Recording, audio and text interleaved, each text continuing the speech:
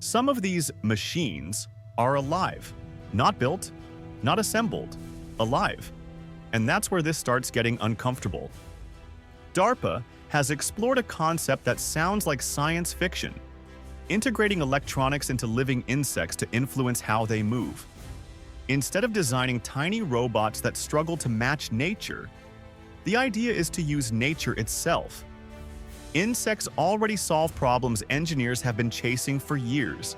They fly efficiently. They navigate complex environments. They operate with minimal energy. So instead of recreating all of that, researchers looked at a different approach. What if you just tap into it? This is where biology meets electronics. In some experimental systems, tiny components are introduced during the insect's development phase. As the insect grows, the electronics become part of its structure, not attached later, integrated. Now you're not controlling a machine. You're interacting with a living system.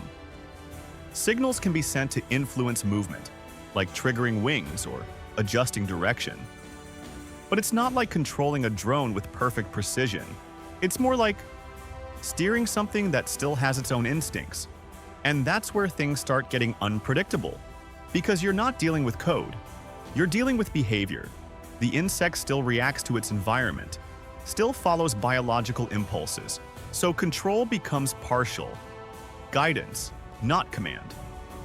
Now think about the scale. These systems are incredibly small, which makes them hard to detect, hard to track, hard to stop.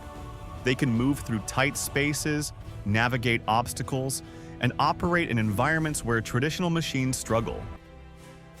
And then you realize something. If something that small can carry sensors, it doesn't need to be seen. It just needs to get close enough. But this isn't easy to build. Power is a major problem. You can't just strap a battery onto an insect. Everything has to be lightweight, efficient, and capable of operating within the limits of a living organism. Then there's durability. Biological systems aren't designed for engineered consistency. They vary, they age, they fail, which makes reliability difficult. And then there's the part nobody really answers cleanly. Control. How much influence can you actually have over something that's alive? Too little, and it's unpredictable. Too much, and you risk damaging the organism. So the system exists in this strange middle ground, part machine, part biology, not fully either.